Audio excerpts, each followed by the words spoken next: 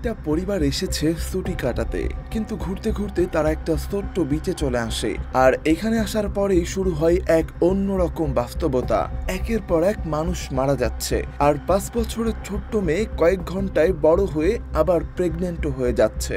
মাথা ঘুরিয়ে দেওয়ার মতো কিছু রহস্য। গল্পের শেষ পর্যন্ত আপনি ভাবতে বাধ্য হবেন এগুলো কি হচ্ছে আর কিভাবে হচ্ছে। তো আর স্পয়লার না দিয়ে চলুন সরাসরি গল্পে চলে যাই। গল্পের শুরুতেই আমরা একটা পরিবারকে দেখতে পাই যারা ছুটিতে ঘুরতে যাচ্ছিল। আর এই পরিবারে ছিল গাই, তার স্ত্রী পিস্কা আর 2 ছেলে মেয়ে টেন্ট আর মারিয়া। তারা যখন একটা রিজার্ভে এসে পৌঁছায় তখন সেখানকার ম্যানেজার নিজে এসে তাদেরকে রিসিভ করে। এরপর একটা মেয়ে এসে তাদেরকে ওয়েলকাম ড্রিঙ্কস দেয়। আর এত সুন্দর সার্ভিস দেখে পিস্কা অনেক বেশি খুশি হয়ে যায়। সে কিছুতেই বিশ্বাস করতে পারছিল না যে এত বড় একটা হোটেল তারা এত কম দামে পেয়েছে। আর এই হোটেলে টেন্টের সাথে একটা বাচ্চার পরিচয় হয় যার নাম ইডলি। ইডলির আঙ্কেল এই হোটেলের ম্যানেজার। এরপর তারা সবাই যখন হোটেল রুমে এসে পৌঁছায়, গায়ে রুমে থাকা একটা লিফলেট থেকে জানতে পারে একটা নামকরা ফার্মাসিউটিক্যাল কোম্পানি এই হোটেলের শেয়ারে আছে। অন্যদিকে আমরা দেখি টেন্ট আর ইডলি বিচে ঘুরতে এসে সেখানে থাকা নানান মানুষদের কাছে জিজ্ঞেস করছিল তাদের নাম কি আর তারা কি করে। আর তখন তারা সেখানে একজন মানুষের সাথে পরিচয় হয় যে ছিল পুলিশ। আর এভাবে খেলতে খেলতে টেন্ট আর ইডলির মধ্যে খুব ভালো বন্ধুত্ব হয়ে যায়। রাত হলে গাই আর পিস্কার কথা শুনে বোঝা যায় যে তাদের দুজনের মধ্যে সম্পর্ক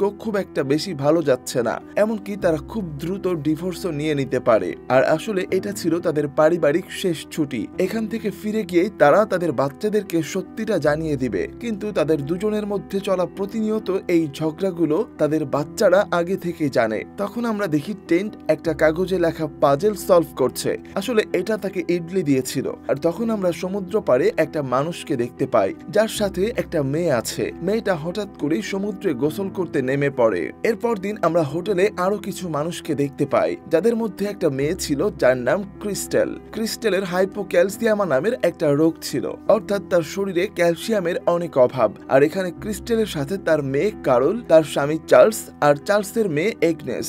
অন্যদিকে গাই আর তার পুরো পরিবার যখন একসাথে বসেছিল তখন হোটেলের ম্যানেজার তাদের কাছে এগিয়ে এসে নিজে থেকেই কথা বলে।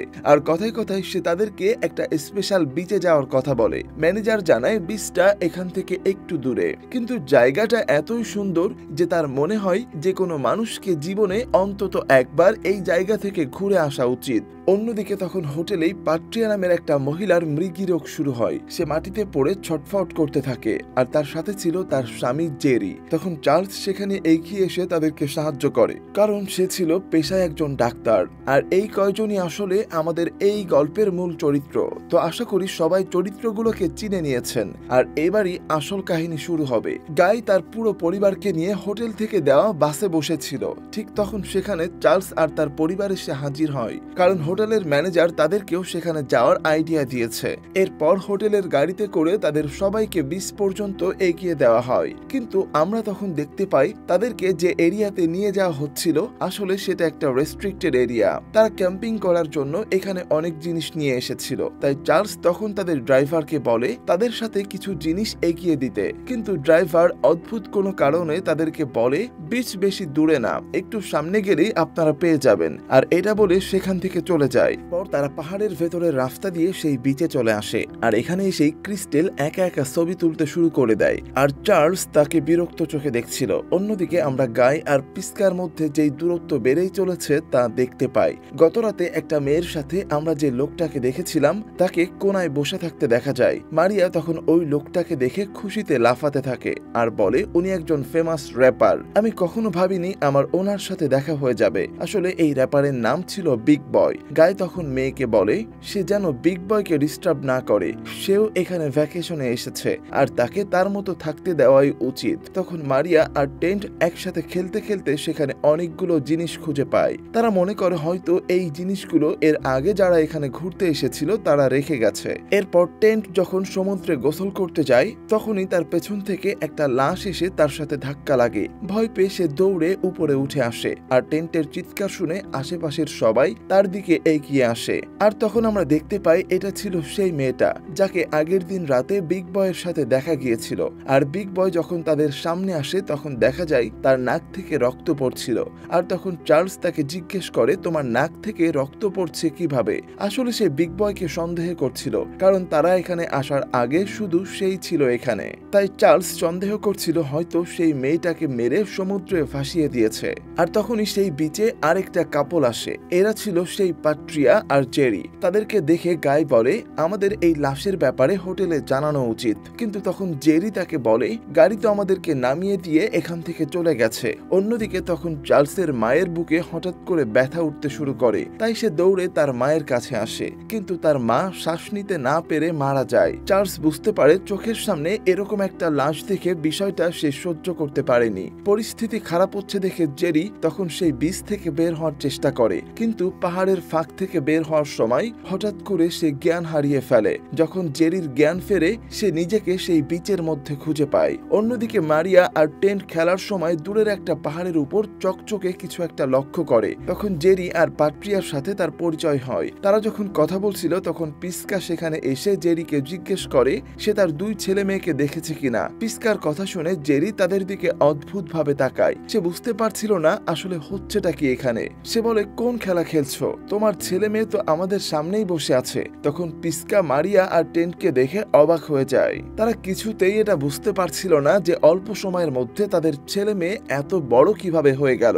আর এসব অদ্ভুত ঘটনা দেখে বিগ বয় সেখান থেকে পালানোর চেষ্টা করে, আর তাকে পালাতে দেখে চার্লস তার পিছু করে। চার্লস আগে থেকে বিগ বয়কে সন্দেহ করছিল। তারা দুজনেই যখন আবার পাহাড়ের গুহা থেকে বের হওয়ার চেষ্টা করে কিছুক্ষণ পরে নিজেদেরকে অজ্ঞান অবস্থায় বিচে পড়ে থাকতে দেখে। এরপর সেখানে থাকা সবাই আবারও দুজন দুজন করে এখান থেকে বের হওয়ার রাস্তা খুঁজতে থাকে, কিন্তু এইবারও সবাই কিছু দূরে গিয়ে অজ্ঞান হয়ে যায় আর নিজেদেরকে বিচের উপরে খুঁজে পায়। আর অন্যদিকে তখন চার্লসের মাথা খারাপ হয়ে যাচ্ছিল, তাই সে তার পকেট থেকে একটা ছুরি বের করে বিগ বয়ের মুখে আঘাত করে। আর বিগ বয় তখন ব্যথায় তার মুখ ঘুরিয়ে নেয়, কিন্তু সে যখন তার মুখ আবারও উপরে তোলে জেরি লক্ষ্য করে বিগ বয়ের মুখে কোনো কাটা নেই, বরং সেখানে একটা অনেক পুরাতন কাটা দাগ দেখা যাচ্ছে। আর এটা দেখে মনে হচ্ছিল তার এই কাটাটা যেন অনেক আগের। বিগ বয় তখন সবাইকে ওই মৃত মেয়েটার কথা বলতে শুরু করে। সে সবাইকে জানায় আসলে ওই মেয়েটা আর সে দুজনে গতকাল এই বিচে এসেছিল,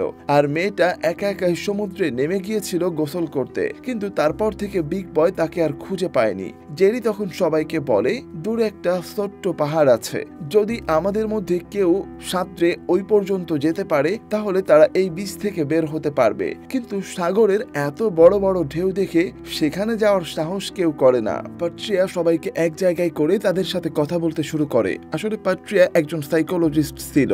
সে সবাইকে জিজ্ঞেস করে তোমরা এখানে কেন এসেছো। তখন ক্রিস্টেল জানায় তার স্বামী চার্লস আসলে অনেক দিন ধরে মানসিক বিষাদে ভুগছিল, আর তাই এখানে আনা হয়েছে যাতে সে নিজেকে সামলে নিতে পারে। তখন পিস্কা হঠাৎ করে অজ্ঞান হয়ে মাটিতে পড়ে যায়। তখন জেরি লক্ষ্য করে পিস্কার পেটে একটা টিউমার আছে, আর এটা হঠাৎ করে অনেক বড় হয়ে গেছে। তাই চার্লস যেহেতু একজন ডাক্তার ছিল সবাই তাকে অনুরোধ করে পিস্কার টিউমারটা অপারেশন করে বের করে দিতে।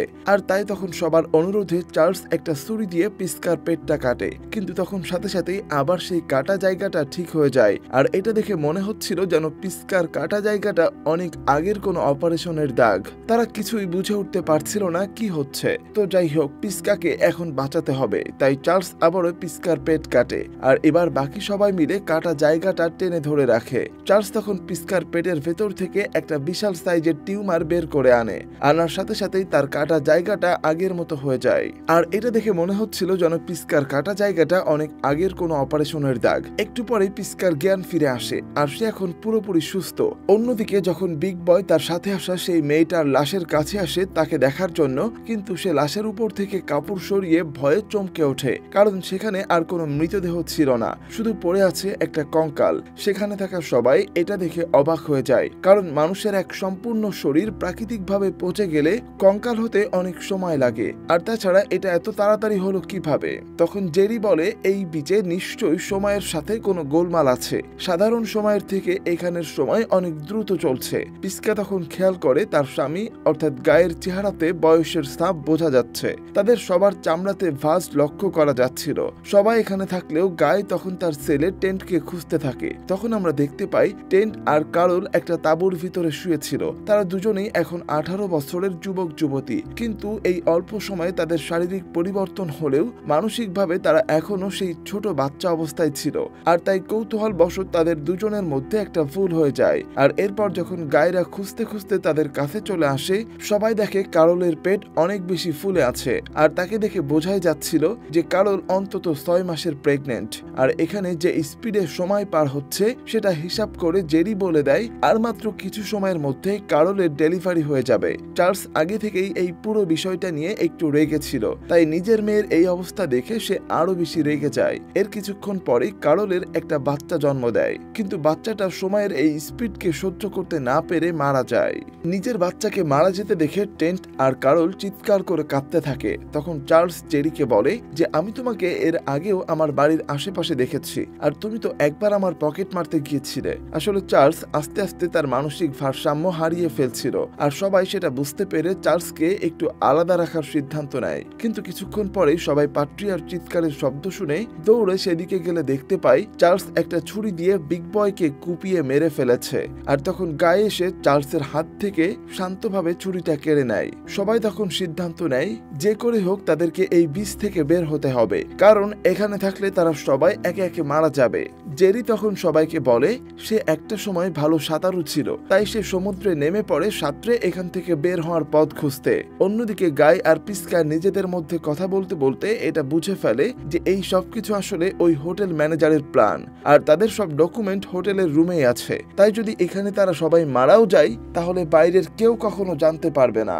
তখন আমরা আবারও দেখতে পাই সেই দূরের পাহাড়ের উপর থেকে কোনো একজন মানুষ তাদের উপর নজর রাখছিল। মারিয়া তখন তার মা পিস্কার সাথে কথা বলতে আসে। মারিয়া আগে থেকে জানতো তার বাবা মায়ের মধ্যে সম্পর্কটা ভালো যাচ্ছে না। এই ব্যাপারে তার মায়ের সাথে কথা বলতে গেলে জানতে পারে পিস্কার অন্য একটা মানুষের সাথে সম্পর্ক রয়েছে। এটা শুনে মারিয়া অনেক মন খারাপ করে সমুদ্রে নেমে পড়ে, আর তখনই তার কাছে জেরির লাশ ভেসে আসে।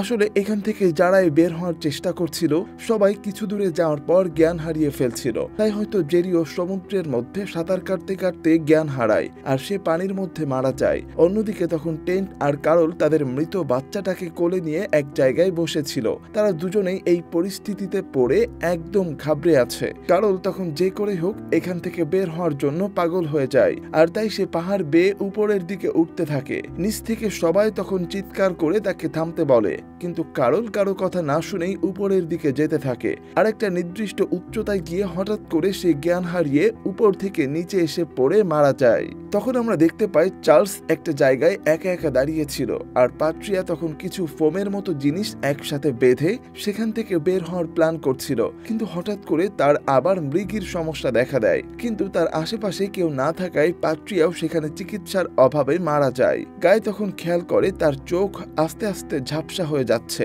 অর্থাৎ বয়সের সাথে সাথে তার চোখের ক্ষমতা কমতে শুরু করেছে। আর তার স্ত্রী পিস্কা এখন এক কানে কম শুনছে, কিন্তু ক্রিস্টেলের অবস্থা ছিল সব থেকে খারাপ। ক্যালসিয়ামের অভাবে তার পিঠের হাড়গুলো বেঁকে গিয়েছে, আর তাকে দেখতে অনেক ভয়ানক দেখাচ্ছিল। আর তখন মারিয়া আর তার ভাই টেন্ট সেই বিচের মধ্যে একটা ডায়েরি খুঁজে পায়, আর এই ডায়েরিটা সম্ভবত তাদের আগে এখানে আসা কোনো লোকের ছিল। সেই ডায়েরিতে সবকিছু লেখা ছিল এই বিচের সম্পর্কে, যে এখানে কিভাবে সময় দ্রুত পার হয়ে যায়। আর সেই সাথে এখানে আরো কিছু টুরিস্টের নাম লেখা ছিল যারা সম্ভবত এখানেই মারা গেছে। অন্যদিকে তখন দেখা যায় পিস্কা আর গায়ের মধ্যে সম্পর্ক আস্তে আস্তে ঠিক হয়ে যাচ্ছে। বয়স বাড়ার সাথে সাথেই তারা এখন তাদের নিজেদের অনেক ভুল বুঝতে পারছিল। তারা যখন দুজন দুজনের সাথে কথা বলছিল ঠিক তখনই চার্লস সেখানে এসে গায়ের হাতে ছুরি দিয়ে কয়েকটা আঘাত করে। আসলে সে এখন পুরোপুরি তার মানসিক ভারসাম্য হারিয়ে ফেলেছে। পিস্কা দ্রুত গায়কে নিয়ে সেখান থেকে কিছু দূরে সরে আসে, আর তাদের বাচ্চাদেরকে পাশে কোথাও লুকিয়ে পড়তে বলে। কিন্তু চার্লস তবুও তাদের পিছু পিছু এসে গায়কে আবারও মারতে যাবে। ঠিক তখনই পিস্কা একটা জং ধরা ছুরি দিয়ে চার্লসের হাতে আঘাত করে, আর এই জং ধরা ছুরির কারণে চার্লসের শরীরের দ্রুত ইনফেকশন ছড়িয়ে সেখানেই মারা যায়। এদিকে মারিয়া আর টেন্ট যখন একটা গুহায় লুকিয়েছিল তখন সেখানে ক্রিস্টেল চলে আসে, কিন্তু সে দেখতে এখন এতটাই বিভৎস ছিল যে সে চাচ্ছিল না কেউ তাকে দেখে ফেলুক। তাই সে একটা পাথর উঠিয়ে টেন্টের দিকে মারতে যাবে, তখন ক্যালসিয়ামের অভাবে তার দুর্বল হাড়গুলো পাথরের ওজন সহ্য করতে না পেরে ভেঙে যায়, আর সময় দ্রুত চলে যাচ্ছে। তাই সে ভাঙা অবস্থাতেই তার হাড়গুলো আবার হিল হয়ে যায়। ক্রিস্টেল সেভাবেই আবার মারিয়ার দিকে এগিয়ে আসছিল আক্রমণ করতে, কিন্তু তার হাড়গুলো এত ভঙ্গুর হয়ে গিয়েছিল যে সেগুলো ভেঙে আবার সাথে সাথে জোড়া লেগে যাচ্ছিল, আর তাকে এ অবস্থায় অনেক ভয়ানক দেখাচ্ছিল। ক্রিস্টেলও এই অবস্থাতেই মারা যায়। কিছুক্ষণ পরে দেখা যায় গাই আর পিস্কা একসাথে সমুদ্র পাড়ে বসে আছে, আর তাদের সাথে তাদের দুই ছেলে মেয়ে মারিয়া আর টেন্টো তাদের পাশেই বসে আছে। কিন্তু সময়ের সাথে সাথেই গাই আর পিস্কা এখন অনেক বয়স্ক হয়ে গেছে। তাদের দুজনকে দেখে বোঝা যাচ্ছিল যে তারা অনেক দুর্বল হয়ে পড়েছে। আর কিছুক্ষণ পরে গাই সেখানেই মারা যায়। আসলে বয়সের কারণে সে মারা গেছে। গাই মারা যাওয়ার কিছুক্ষণ পর পিস্কাও সেখানে মারা যায়। পরের দিন সকালে আমরা টেন্টকে গুহা থেকে বের হতে দেখতে পাই। সে এখন একজন মাঝবয়সী মানুষ হয়ে গেছে। সেই সাথে তার বোন মারিয়াও এখন অনেক বয়স্ক। দুই ভাই বোন অনেকক্ষণ চুপচাপ সমুদ্র পাড়ে বসে থাকে, আর তারপরে হঠাৎ করে তারা জীবনের শেষ মুহূর্তটা আনন্দের সাথে শেষ করতে চায়। তাই দুজনে সেখানে বালি দিয়ে বাড়িঘর বানাতে শুরু করে। আসলে শারীরিকভাবে বড় হলেও তারা মানসিকভাবে এখনো সেই বাচ্চাদের মতোই আছে। আর বালি নিয়ে খেলতে খেলতে হঠাৎ করে টেন্ট বলে, ইডলি আমাকে একটা পাজেল দিয়েছিল, কিন্তু সেটা তো সলভ করা হলো না, তাই চলো আমরা দুজনে মিলে এখন সেটা সলভ করে ফেলি। এটা বলে টেন্ট সেই পাজেলটা সলভ করতে শুরু করে, আর সম্পূর্ণ কোড সলভ করার পর টেন্ট দেখায় সেখানে লেখা my uncle doesn't like the coral. আর আপনাদের নিশ্চয়ই মনে আছে ইডলির আঙ্কেল মানে সেই হোটেলের ম্যানেজার, আর কোরাল হলো সমুদ্রের নিচে বেড়ে ওঠা এক ধরনের সামুদ্রিক জীব, যেগুলো দেখতে পাথরের মতো হলেও সেগুলোর মধ্যে প্রাণ থাকে। তো যাই হোক, টেন্ট তখন চিন্তা করে হয়তো ইডলি তাদেরকে হেল্প করতে চেয়েছে, আর এই কারণেই সে তাকে এই পাজেলটা সলভ করতে দিয়েছিল। হয়তো ইডলি এর আগেও লক্ষ্য করেছে তার আঙ্কেল যাদেরকে এই বিচে পাঠায় তারা আর কখনো ফিরে আসে না, আর তাই এবার টেন্টের সাথে তার ভালো বন্ধুত্ব হয়ে যাওয়ায় ইডলি হয়তো তাকে হেল্প করতে চেয়েছে। তাই টেন্ট আর মারিয়া ঠিক করে তাদেরকে একটা রিস্ক নিতেই হবে। এমনিতেও তারা কিছুক্ষণের মধ্যেই মারা যাবে, তাই বাঁচার জন্য শেষ চেষ্টা করাই যায়। এরপর তারা দুজন সমুদ্রে নেমে পড়ে আর সোজা কোরাল বরাবর সাঁতার কাটতে থাকে। তাদের প্ল্যান তারা এই কোরালগুলোর মাঝখান থেকে সাঁতরে এই বীজ থেকে বের হবে। হয়তো একমাত্র এটাই তাদের বেরোনোর রাস্তা। কিন্তু মাঝপথে হঠাৎ করে মারিয়ার জামাটা একটা কোরালে আটকে যায়, আর তখন আমরা দেখতে পাই এতক্ষণ ধরে দূরের পাহাড় থেকে যে লোকটা তাদের উপর নজর রাখছিল সেটা আর কেউ না, আসলে তাদের গাড়ির ড্রাইভার, যে লোকটা তাদের গাড়িতে করে এখানে পৌঁছে দিয়েছিল। আরো অনেকক্ষণ হয়ে গেলেও যখন সে দেখে মারিয়া আর টেন্ট পানি থেকে উপরে আসছে না, তখন সে ধরে নেয় তারা হয়তো বাকিদের মতো ডুবে মারা গেছে। তাই সে তার হেডকোয়ার্টারে ফোন করে জানিয়ে দেয় যে সবাই মারা গেছে, আর তারপর সে তার গাড়ি নিয়ে সেখান থেকে চলে আসে। তখন আমরা দেখতে পাই এই ড্রাইভার একটা ল্যাবে এসে পৌঁছেছে, আর এখানে বিভিন্ন ধরনের ঔষধ বানানো হচ্ছে। আসলে এটা একটা ফার্মাসিউটিক্যালস কোম্পানি। হ্যাঁ, এটা সেই কোম্পানি যারা ওই হোটেলের শেয়ার হোল্ডার ছিল। তখন সেখানে আমরা হোটেলের ম্যানেজারকে দেখতে পাই। সে এসে সব সায়েন্টিস্টদেরকে বলে আমরা কিছুক্ষণের জন্য নীরবতা পালন করি। আসলে তারা ওই বিচের মৃত মানুষগুলোর জন্য নীরবতা পালন করে, কিন্তু তারা কেন এমনটা করেছে তো চলুন এবার আপনাদেরকে বিষয়টা বুঝিয়ে বলি। আসলে এই কোম্পানিটা এখানে হোটেল দেওয়ার পর এই বীজটা খুঁজে পেয়েছিল। তারা ঠিক জানে না যে কেন এখানে স্বাভাবিকের থেকে দ্রুত সময় হয়, কিন্তু তারা এই বিষয়টাকে একটা সুযোগের মতো ব্যবহার করছিল। আসলে তারা এই বীজটাকে একটা টেস্টিং গ্রাউন্ড বানিয়েছিল। যেহেতু এই কোম্পানিটা ঔষধ তৈরি করত, তাই তারা বিভিন্ন রোগের ঔষধ নিয়ে গবেষণা করত। কিন্তু আপনারা জানেন একটা রোগের পারফেক্ট ঔষধ তৈরি করতে গেলে অনেক বছরের গবেষণা আর সাধনার প্রয়োজন হয়, কারণ যে কোনো রোগের ঔষধ হঠাৎ করেই কতটুকু কাজ করছে সেটা বোঝা যায় না। এটা দীর্ঘদিন ধরে সেই রোগের রোগীদের উপর পর্যবেক্ষণ করলে তবে একটা ফলাফল পাওয়া যায়। কিন্তু এই কোম্পানিটা আসলে বেছে বেছে তাদের প্রয়োজন মতো মানুষদেরকে হোটেলে কম টাকায় থাকার লোভ দেখিয়ে নিয়ে আসতো। এরপর এখানেই তাদেরকে ওয়েলকাম ড্রিঙ্কস সহ বিভিন্ন খাবারের সাথে তাদের বানানো ঔষধগুলো খাইয়ে খাইয়ে দেয়া হতো। তারপর ম্যানেজার তাদেরকে চালাকি করে ওই বিচে পাঠিয়ে দিত। আর যেহেতু এখানে একদিনের মধ্যে প্রায় কয়েক বছর পার হয়ে যেত, তাই তারা ওই ঔষধটা রোগীদের উপর কি প্রভাব ফেলছে সেটা খুব তাড়াতাড়ি জানতে পারত। যেমন পাট্রিয়ার মৃগীর সমস্যা ছিল, আর তাই এই লোকগুলো তাকে মৃগীর ঔষধ দিয়ে এখানে পাঠায়। বিচে আসার পর আপনারা খেয়াল করলে দেখবেন পাট্রিয়ার কিন্তু অনেকক্ষণ মৃগীর সমস্যা হয়নি, আর সেটা স্বাভাবিক সময় হিসাব করলে দাঁড়ায় প্রায় 16 বছর। অর্থাৎ তারা এই রোগের ঔষধ সফলভাবে বানিয়ে ফেলেছে। কিন্তু অন্যদিকে বিগ বয়, ক্রিস্টেল আর চার্লসের রোগের ঔষধগুলো ঠিকভাবে কাজ করেনি। আর হ্যাঁ, এই কোম্পানিটা মানুষের ভালোর জন্য কাজ করছে ঠিকই, কিন্তু তার বদলে তারা কিছু মানুষের জীবন কেড়ে নিচ্ছে। গল্পের শুরুতেই আমরা একটা পুলিশকে দেখেছিলাম, মনে আছে, যার সাথে টেন্ট আর ইডলি এসে কথা বলছিল। আমরা দেখতে পাই একটা হাত সেই পুলিশটাকে বিচে কুড়িয়ে পাওয়া সেই ডায়েরিটা দিচ্ছে, আর এটা আর কেউ না, টেন্টই ছিল। এরপর মারিয়া আর টেন্ট সেই ল্যাবে চলে আসে আর হোটেল ম্যানেজারের সামনে এসে দাঁড়ায়। সে সেখানে থাকা সব সায়েন্টিস্টদের সামনেই এই কোম্পানির পর্দা ফাঁস করে দেয়। এরপর টেন্ট ইডলির সাথে দেখা করে তাকে ধন্যবাদ জানায়, কারণ আসলে তার জন্যই টেন্ট আর মারিয়া সেখান থেকে বের হতে পেরেছে। কিন্তু তারা সেখান থেকে কিভাবে বের হলো? মারিয়ার জামা তো কোড়ালে আটকে গিয়েছিল। আসলে পানির নিচে অনেকক্ষণ চেষ্টা করে তারা মারিয়ার জামাটি সারিয়ে নেয়, কিন্তু ততক্ষণে তো তাদের দম ফুরিয়ে গিয়েছিল। তখনই তারা উপরে তাকিয়ে দেখতে পায় কোড়ালের একটা ছিদ্র দিয়ে বাইরের আলো ভেতরে আসছে। তখন দুই ভাই বোন সেখান থেকে নিঃশ্বাস নিয়ে আবারও সাঁতরে কোড়াল থেকে বাইরে বের হয়ে আসে, আর অবশেষে তারা ওই বিচের সীমানা থেকে মুক্তি পায়। এরপর দেখা যায় টেন্ট আর মারিয়াকে হেলিকপ্টারে করে বাড়ি ফিরিয়ে দেওয়া হচ্ছে, আর সেই পুলিশ অফিসারকে দেওয়া ডায়েরিতে হারিয়ে যাওয়া সব ট্যুরিস্টদের নাম লেখা ছিল, যেগুলোর মাধ্যমে ওই ঔষধ কোম্পানি আর হোটেলের বিরুদ্ধে পুলিশ কেস হয়। কারণ এখন পরিষ্কারভাবে তাদের কাছে প্রমাণ ছিল যে কারা কারা এখানে আসার পর গায়েব হয়ে গেছে। গল্পটা এখানেই শেষ হয়ে যায়। তবে একবার চিন্তা করে দেখুন, এরকম ঘুরতে এসে যদি আপনিও এই পরিস্থিতির মুখোমুখি হন, তাহলে কেমন লাগবে? মানে একদিনের ভিতর আপনি আপনার জীবনের সব সময় পার করে ফেলেছেন। 6 বছরের টেন্ট আজকে 49 বছরের হয়ে বাড়ি ফিরছে। সে তার শৈশব, যৌবন সবকিছু হারিয়ে ফেললো। তো এমন আরো মজার মজার অদ্ভুত সব গল্প শুনতে হলে অবশ্যই আমাদের চ্যানেলটিকে সাবস্ক্রাইব করতে হবে। তো আবার দেখা হবে পরবর্তী কোনো গল্পে।